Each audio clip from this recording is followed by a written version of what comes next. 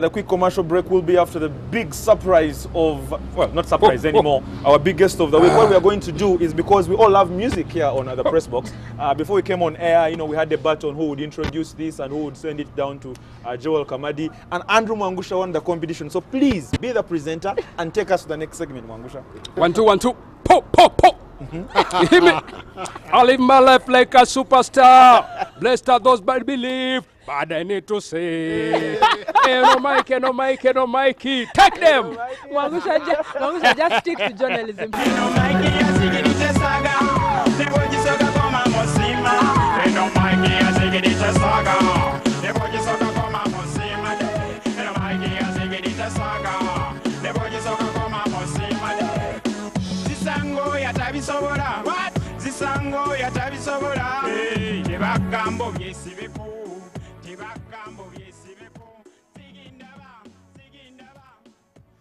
I don't understand this, because I would totally be of the view that Andrew Mwangusha would definitely do a collab. I think Ziggy Dee would welcome that collab, or remix of some sort with Andrew Mwangusha. Well in, Andrew, and many thanks, guys. Now, before we get into this interview with this very lost gentleman, if I may say, we're asking you today on our social media, what do you think KCCA, where do you think they will get to tomorrow? Do you think they can pull out the stops and lock out Egypt's Al Ahly? You know, it is a big one, and for history purposes, it's the only first Champions League, CAF Champions League match that is being held here in Uganda. You can use that hashtag for us, NTV Pressbox, and we shall be getting back in touch with you. At this time, Yes. and at this moment, I'd like to introduce my special guest today. Of course, we've known him for having the biggest song in 2002, December 2002. That is none other than himself, the man himself, Ziggy Dee. Well, very welcome, Ziggy Dee. Thank you. You had that big song in 2002, Eno Mikey. It rocked the nation. Until today, everybody is singing it. Yeah. What happened to you afterwards? Where did you disappear to? What are you doing now? Yeah, I've been around, only that music, I had to give it a stop for some time, but of which now I'm back. I have new tracks coming around. And I've been around into business as well, because you cannot do music without business as well. So you find it very hard to sustain the music without business. So I'm into the graphics, I'm into the art, I'm into the tours and travel. So I'm into that. What made you stop doing your music after 2002? And basically after 2004, and you went quiet. It's been 16 years or so, and people haven't heard from you. They didn't know what you were doing. They don't know what you are up to. Some reports are suggesting, you know, you are into pastoral stuff. What are you exactly doing? Yeah, yes, of course, I became born again. That is me, me as me, but business-wise, I'm into traveling in and out. Okay. I travel in and out, but as well as into foundations. I'm into ghettos. I'm into bringing talent up, as in painting, as in drawing. We are trying to mentor those guys from the ghetto to leave the drugs and then leave the drinking, the violence, into something you can earn something, a living from. Like a career. So are you doing gospel music now? Are you doing any type of music now? I would say gospel is when you preach. It's more like you would sing about the problems in a family. That is also gospel. So it is. I've mixed up everything, you know. I'm into gospel. Gospel. I've done an album, special for the Lord, and then I've also made an album that preaches on living, communal living, yeah, basically, yeah. You are a complete artist, and by that I mean people don't know that you also sculptor and you paint. Yeah. How is that working out for you? It's more like singing. It's a hobby. It's something you love. It's something you want to pick something out of, maybe from the dust.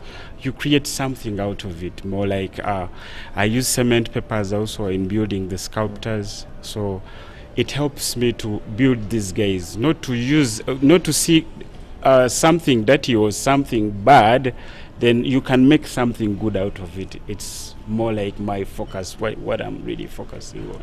What do you make of today's music artists and today's music generally? Would there be an artist that you're looking at, maybe working with, or you can listen to, somebody who inspires you? And do you think even if you came back to the music industry today, do you think you would compete with the current brand of artists that are there? Yeah, the only thing here you have to look at is, do you have the voice? Can you be commercial? Is the most important thing. But otherwise, the music now has really gone up because now we have production. Before we were really badly off with production. You have to wait for a song to bounce for like 2 days, then you pick up your work. But now you find that technology has gone very far. You see, like now the beats coming out is more powerful than before. Even the vocals are now treated more better. So, which is not hard for me to sing on a tempo.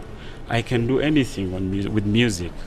Many of you are asking, is Ziggy Dee on Twitter? Yes, he is. His handle is @Ziggy Dee. So in case you're wondering, you can look for him there, and that's his handle, @Ziggy Dee, and you can follow him on from there. Ziggy Dee, they used your song, for many of the viewers who don't know, in The Queen of Katwe. Yeah. How did they get in touch with you? What was the inspiration between that informed them to use that song, and did you get paid for it?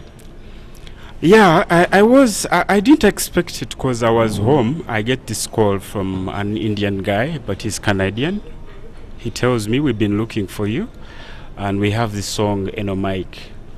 And he claimed he was living in Uganda for some years back, and this was the most popular song.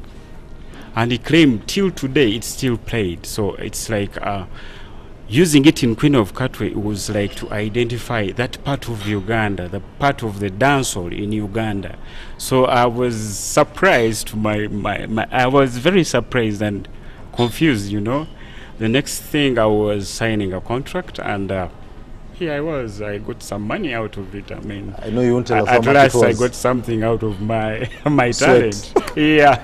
Do people get to stop you and say, they recognize you as Ziggy Dee, and they stop you and they, heap so much praise on you? Do you still get that stardom that, say, you would get back in 2002 and the early 2000s? Yeah, I still get it because I'm not so that you find me everywhere. You would be surprised to get me somewhere seated, So I'm not always that guy you find everywhere. I'm always busy. I'm always trying to create something new. So it is, I don't know, maybe, but people, when they find me, they are like, wow, it's a long time. You are a legend, I'm like, I'm pleased too. Everything comes from the Almighty. Yeah. Let's talk about, Ziggy Dee, your evangelism, and God's work, for that matter. What informed that decision? Was it your way of life, perhaps, per se? I think since my senior 6, I decided to leave Uganda. There's much I've seen. It's only not in Uganda that I'm just saying life here. So there are many things I've faced in life. Hardships I cannot sometimes explain on air. But due to that up and down, I had to sit and think twice, And then I'm a father. By then I was a single father. Then I have to raise these kids, you have to think. And then if the curves of music are not up and they are not down, what are you going to do next? You have to decide. It's not to just give up. You still have to push wherever, because you would be surprised. Maybe the next songs I have is the next hit of Uganda. So I don't want to give up. That is my policy. That is my motto. Most definitely. And if somebody wanted to get Ziggy Dee today, maybe for a concert, maybe for a performance somewhere, is there a place where they can get you? Is there a place they can buy your music? Is there a place where they can, just find you? Yeah, I'm on Twitter. I'm on social media, all platforms. I'm on Instagram. I'm on Twitter. I'm on Facebook. That's @Ziggy Dee. Yes. Okay. All is Ziggy Dee. There's no other Ziggy Dee. It's the one and only. Same face you see here. There was talk about you, working with, or being in Tanzania, spending time in Tanzania. How true was that, and working with artists there? Yes, because initially I started my career there as a musician in Tanzania. So I also did my studies there, as in the IT. I went to advanced diploma in IT. So after that period, this is when I pick up the music thing. I see the guys doing it, and I think I can do it. That is when I come in and I'm like, I can do this. So actually, I started my career not in Uganda, out of Uganda, back to Uganda. So I have to look at the market on a much more wider spectrum. Yeah. All right. Before we let you go, if you weren't a musician, and for some reason I know you support AC Villa and you support Liverpool. Yeah. If you weren't a musician, would you see yourself in a kind of sporty role? Yeah, I used to see myself into rugby. I used to love rugby. Do you support any local team? I love Uganda when it's playing. I'm always, okay. I love it. I love it, and it's doing very well. Okay, yes, it is. And then when I was young, when it comes to football, I also played football. Most of the artists are footballers as well. But then I came to notice one team I really loved. That was Villa. Why? Villa FC. Was it the style of play? Was it their uniform color? No. One day I was home, because I told you, like, I'm an artist. I pick it from my father. One day my dad is trying to draw a logo of Villa FC. He's trying to design a t-shirt. I look. I was very surprised, and I'm like, which team is this? Then from that day onwards, I started following up. Villa FC, it's up and down, but I'm like, this is my team. This is what I've grown knowing. My dad, me, yeah. Everybody in the family. Yeah, and then comes Liverpool. Since the times of John Barnes, the 80s, I'm watching John Barnes doing his thing. Yeah, so I'm Liverpool. Yeah. Before we let you go, can you do a freestyle for us of any new song, of a song? Can you still sing Eno Mikey? Can you perform it?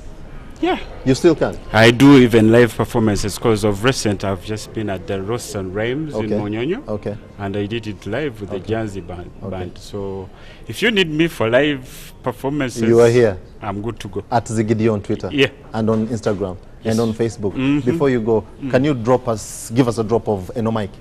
Many of the viewers, that's your camera right there? Many of the viewers want to listen to it. I live my life like a superstar. Blessed are those who believe, but they need to see. Eno Mikey, Eno Mikey, Eno Mikey. Eno Mikey yazigirite saga. Nebo jisoka koma mosima. Eno Mikey yazigirite saga. Nebo jisoka koma mosima. Eno Mikey yazigirite saga. Nebo jisoka koma ma NTV. Don't move. Keep tuned. Yeah. Many thanks, Ziggy Dee. And of course, he's here. You've heard it. You can get it from him at Ziggy Dee on Twitter and on Instagram. We'll be coming back in the third segment with many of your social media views. There are many, I can tell you that. Of course, the question we were asking you earlier was, do you think KCCA FC have what it takes to topple Egyptian giants Al Ahly? More on that after the break, and more of your comments and social media reactions.